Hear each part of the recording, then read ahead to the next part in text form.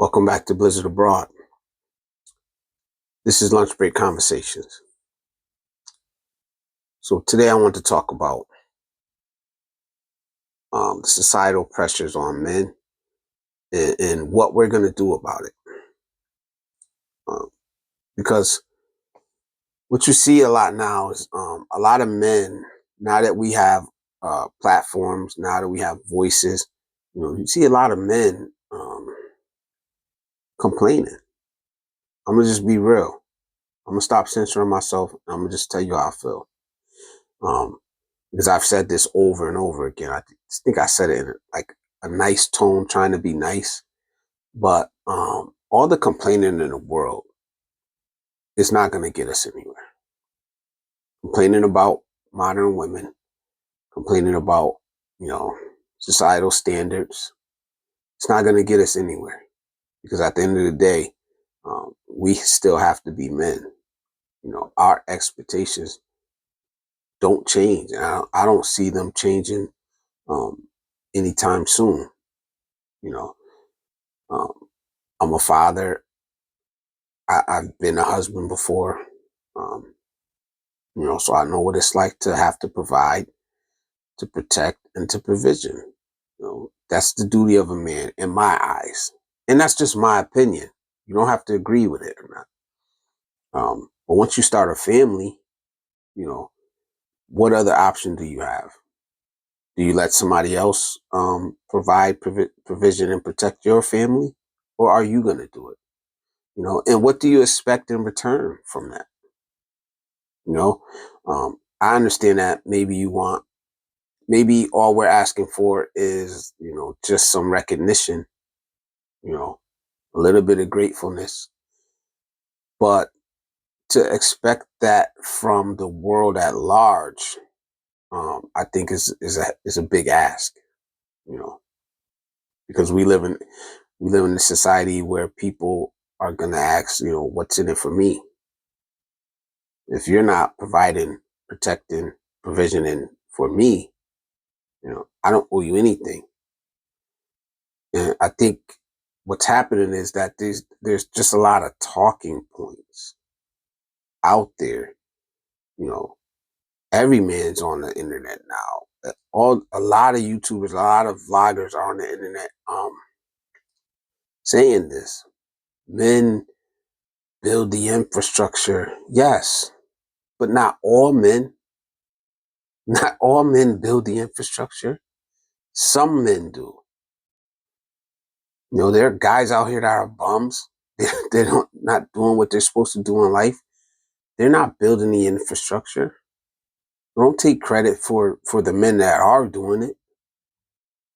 It's a talking point. Um, do those men deserve credit? Absolutely, absolutely. Men fight wars, yes, but not all men. I hope you get what I'm trying to say. Because it's just something that you hear over and over and over again, and not all men do it. So, like I said, don't take credit. Firefighters run into burning buildings. I'm not out here saying that I've run into a burning building. Because when that time comes, I may not have the courage to do it. I don't know. I've never been faced with that dilemma. So I just want to know, like, with all the societal pressures that men face, which are real, are true, and it does put a lot of stress on us. It leads to, mental health problems. It leads to, an increased rate of suicide amongst men. You know, um, what are we asking for? What do we really want in return? I think it's best that, because I don't think that those societal pressures are going anywhere, no matter how much we complain about them. Men still are going to be needed to be men. You know, I think it'd be best if we learn how to have an outlet for those pressures, an outlet for that stress. You know, we need to shake off that stigma of asking for help, of seeking help, of seeking communities where we can feel comfortable being vulnerable with our problems. That's the only solution. Walking away from the duty of being a man is not the answer. You know, complaining to people who owe you nothing in return is not the answer for me, in my opinion. You know, because you still have to be a father to your kids. You still have to be a husband to your wife. You still have to go to that job and be a good employee and produce in order to earn. That's not going anywhere. If you sign up for the military, you may be called to protect your country. You may be called into battle. That's what you sign up for, and none of us ask to be born men, but we are, and that duty's there. Unless you want to go the rainbow way. I don't know how that works, but not a lot of us are signing up for that either. Contrary to popular belief. I do have some notes here just so I don't start rambling. um, the inherent duties of men. Our traditional roles will persist despite societal changes. It's just like I just said. You have to be a man. You know, regardless of what else is swimming around on the internet, regardless of what these feminists are saying, um, that they don't need you and all this BS. At the end of the day, you have to be a man. You have to provide for your family. You have to. And I don't know what we want in return. I think we need to be clear what we want in return. Do we want just some recognition for what we do, or do we want to be praised? Because I don't think those days are over. I think first responders get praised, military veterans get praised, blue collar workers. You just doing what you got to do, man. And I'm willing to accept it. It is what it is. I don't need praise to do my job. I don't need praise to be a good father. Um, it just is what it is. At the end of the day, that's just my opinion. It's my personal opinion. Everybody's not going to agree, but it is what it is.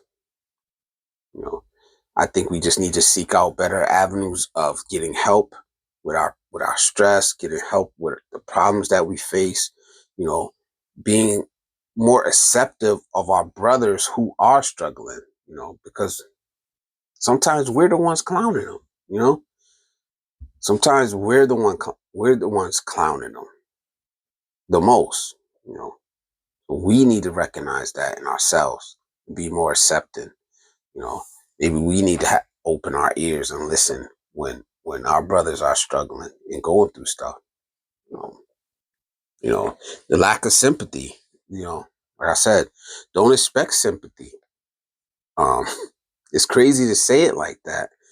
Um, I can just tell you what I've experienced in my life, what I'm going through. Um, maybe the way I live my life isn't for everybody. It hasn't been for everybody, but I've never expected sympathy. You know, maybe I should be able to, but I just don't. Kind of sucks when you think about it, but that's just it is what it is, man. I don't expect sympathy, although you will get it from some places, some people. They will show you sympathy. They will show you empathy. But I just think that where we're at now, in these days and time, um, it's just not there. And like I said, you need to seek out avenues of help. You need to talk to people if you need to. You need to find a group of people, who understand what you're going through, man, or who will be there for you when you're struggling. Because overall, society overall will not be sympathetic to you. They will not be empathetic to you. This is something that we know. All right. It's good to get our stories out there. It's good to, to release that stress, to talk about your problem.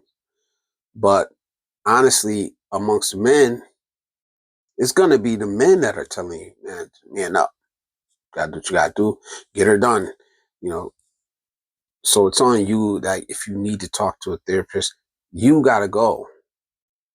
F what everybody else is saying.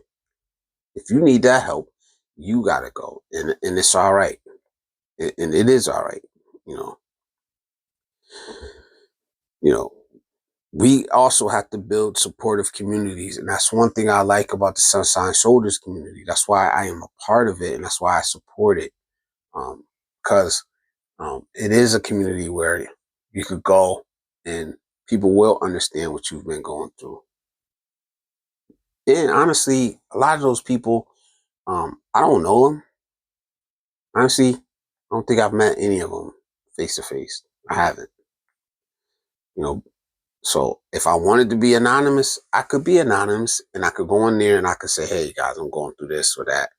And somebody in that group will have been through what I'm going through or will have an answer for the question that I have or have been through something that I'm going through.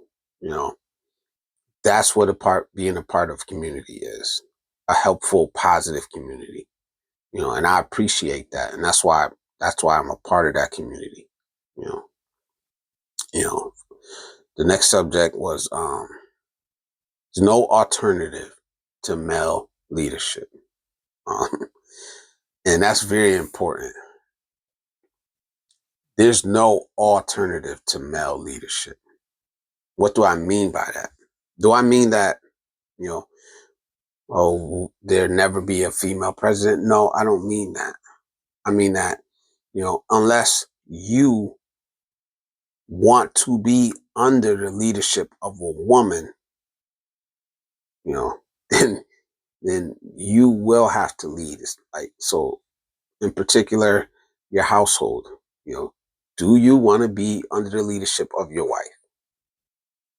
If the answer is no, then you have to be the leader of your household. And I'm not saying a dictator. That's different. Because I know I wouldn't want a woman. I don't want a woman that doesn't have an opinion. That has nothing to offer mentally. That I can't have at least a conversation with. Doesn't have to be the smartest person in the world because I'm not the smartest person in the world. But I need to be able to sit down and bounce some ideas off of somebody, man. Somebody that knows me personally, you know, that knows how I feel, that knows what I'm going through, what I've been going through that day or that week or that month or that year. I need that personally. You know, but I just couldn't see myself, under the leadership of a woman, especially in my household. If it came down to a 50-50 situation, then it is what it is, and by 50-50, in my eyes, it's not split down the middle. And I'm trying to explain this. A lot of people see 50-50 as this is it. It's, half and I bring half. And I don't see it that way. If I could put up on the screen what a yin and yang symbol looks like, that's my idea of 50-50. It overlaps. It overlaps. And, maybe it'd be interchangeable some days. I don't know. But being under the leadership, unless you want to be under the leadership of a woman, then maybe you should stop complaining about what it takes to be a man. I understand that you want to be understood. You want your feelings to matter, what you're going through, what you've been through that day, that year, your life. You want it to mean something. You want, especially the people that you're providing for. You don't want to feel expendable. You're not expendable. What you bring to the table is important. And if the people that you're providing for don't appreciate you, then that's a problem in itself. That's a problem in itself, yo. I think, we all got to make ourselves, um, bring ourselves to a point to where we're not expendable. You know, that's not good. But there's a need to prove oneself in today's society. And what I mean by that is like, um, blind, the days of people blindly following you. I think those days are over for the most part. People want proof now. What you're saying means something. You know, at least if they're gonna follow your words, everything's verifiable nowadays, man. There's a little thing that we have in our hands that we could check. So if you're BSing, people are gonna find out. So they want proof before they follow you. I was having a conversation the other day with somebody. I won't say who. Somebody very close to me that I appreciate their knowledge, their wisdom. And they were talking about women and the whole thing about women need to get themselves in order. And I said, yo, women will follow you, man. They just gotta have something to follow. If you can't get the people around you to follow you, then maybe it's something about you. And that doesn't go across easily with men when you tell them that. But it's a thing called like social proof, and especially nowadays, especially when you're talking about women, you know, women are gonna ask, what's in it for me? Maybe they didn't used to ask that so blatantly in the past. But I think now they're asking straight up front, what's in it for me? Why should I follow you? What do you have to offer me? You know, and they're blunt with it nowadays, especially in the Western world. But I think women worldwide are that way. You know, I just think here, especially in America, they're just gonna come out and tell you straight up, like, what do you got to offer? What's in it for me? But I think it's the same if you're talking about overseas. They want to know the same thing. They don't want to follow somebody that you know can't even get themselves in order. So it's social proof, man. People won't follow you blindly, man. You got to prove yourself as a capable and a good man.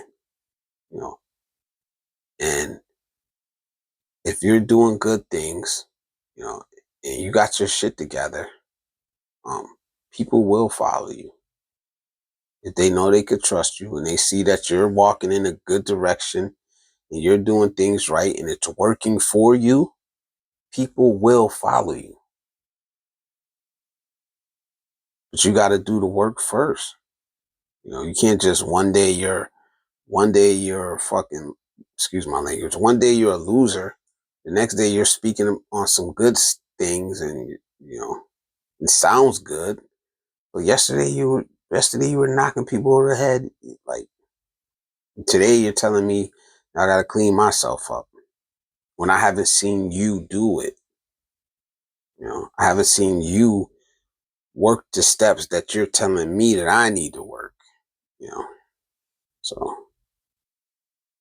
the next one I want to talk about was, and this was one that Kelvin, in the No Man Left Behind podcast that I did with him, he talked about the man box, and it's absolutely true. I had never heard it um, referenced that way. It's this box that men are placed in, and it is absolutely true, and I agree with that 100%. Um, he said, you're either Andrew Tate or you're Pookie or Ray Ray. And That's how we're viewed. When the reality is that, the vast majority of men are in the middle. The vast majority of men are good men. And we're just out here trying to survive. We're just out here trying to take care of our families, take care of ourselves, you know, be good people. I know a lot of just regular dudes. They're not anything special. They're not rich. They're not famous. They're not balling out. They're just regular guys that go to work every day. Those are the guys that are volunteering in the communities. Those are the guys that are running the rec centers. They're volunteer coaches. They're mentors. They're going into schools, talking to kids. Regular guys, man. Those are the guys that got boots on the ground in the community. They're not just guys way up here that'll, do large speaking engagements to, you know, those guys. I mean, I don't really take them serious. I take them serious. I listen to them, but you never see them boots on the ground in the community, doing the hard work that needs to get done.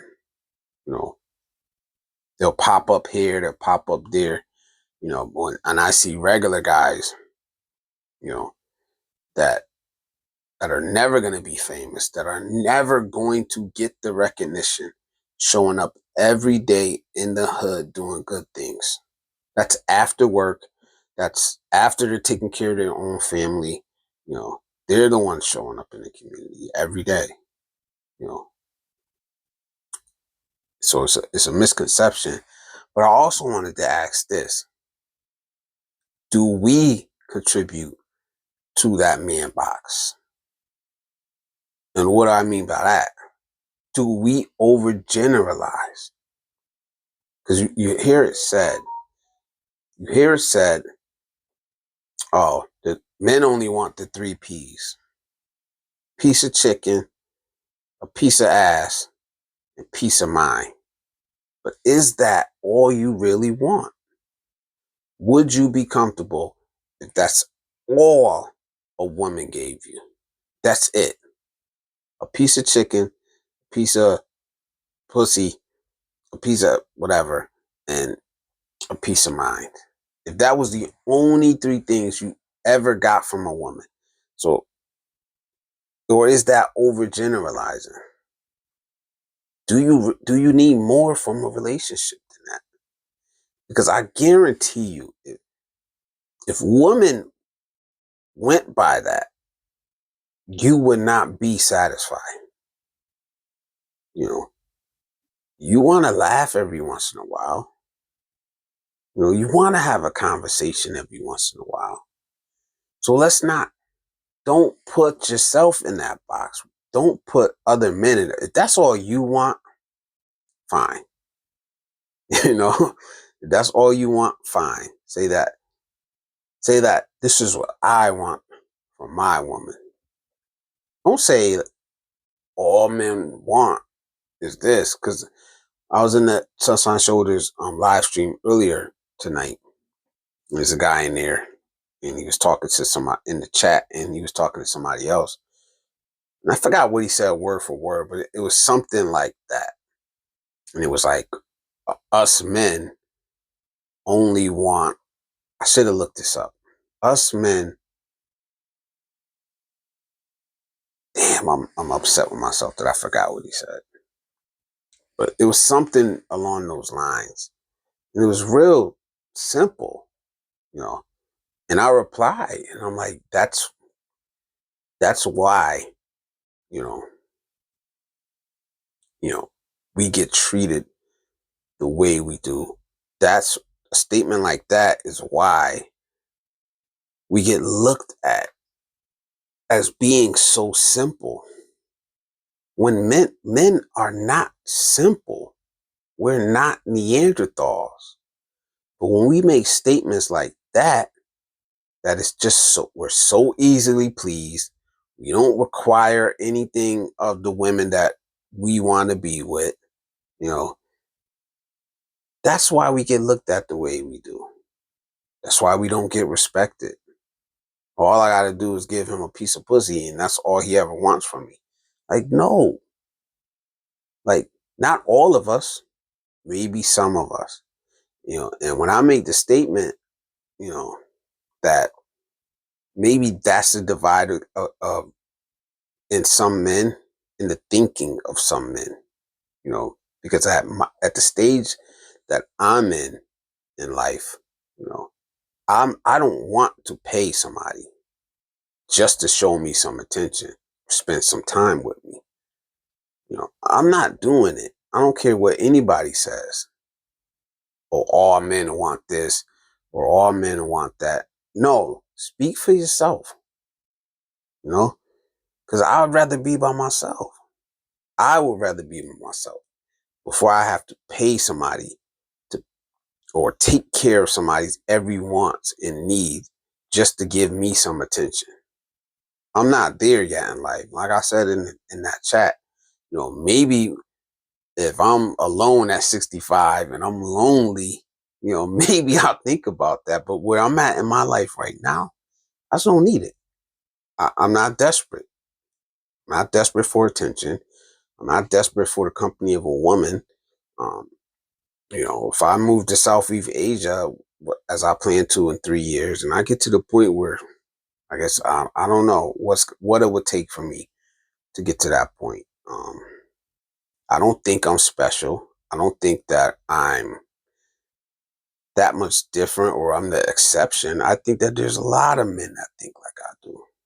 You know, that I'm not that desperate. I'm not at that point in life yet where I'm lonely enough to where I feel like I'm gonna have to pay a woman, you know, to spend time with me, man. And if that means that I'm gonna be single when I get over there, I'll just be single when I get over there, and I'm patient enough that to where I'll be single, you know, till I come across the right woman. That's just how I am. Not desperate. I'm not gonna be out there chasing women. Or some men are like that though, and no shade to them. No shade to those guys, that want that woman next to them. You know, that need that warm body next to them every night. I don't like. You know, when I want it there, it'll be there. When I don't want it there, it won't be there. You know. But if I gotta pay for it every night, and I asked the question, um, I asked the question to Calvin, and I think he answered it right. You know, um, do you think that some men in those relationships are just dealing with a long-term call girls? You know, and he answered it perfect. In my eyes, it's a tough question. It's a tough question, but if you're telling me that I'm basically paying for a woman's attention, for that woman to act like she cares about me, and as soon as I struggle in any way financially, if I ever do, you know, then she's out of there. Then it's it is what it is. You could dress it up. You could call it. You could call it what you want. That's what it is. You know. And I'm not at that point in life. I want to move to Southeast Asia. I want to move to the Philippines because that's something that I feel I want to do with my life. Not basing it around a woman. You know, I can't move that way yet. You know, and I think a lot of guys need to maybe consider making decisions without a woman first at the forefront of their decision making, because it's gonna ruin a lot of guys. You know, there was a guy in there that said he was on like his sixth or seventh marriage. It's like that. No shade to the guy; he's a good guy, but something is not right, man. Something's not right. I've been married and I've been divorced. You know, I was the problem in my marriage, in my first marriage. I absolutely did not see it that way while I was going through it, you know. But, it took some self reflection to look back and say, you know what? I screwed that all up. I wasn't ready to get married. I should have never did it. I should have just said no, man. Like, but I learned from it. The relationship I had after my divorce, um, I was in that relationship for 13 years. It wasn't perfect. I made mistakes in that relationship, but nothing like the first one. I learned from the mistakes of a failed marriage, you know. And honestly, I could still be in that 13-year relationship. Um, things just didn't things just promises were made that never got fulfilled on some people's behalf that, over time, um, that will build up animosity, when people aren't fulfilling their promises that they made, especially if a relationship was built on, expecting certain things from a different person, and they don't deliver, and they never deliver, and they never make an effort to, so that's all I'll say about that. But I absolutely know that, I made strides just by looking inward.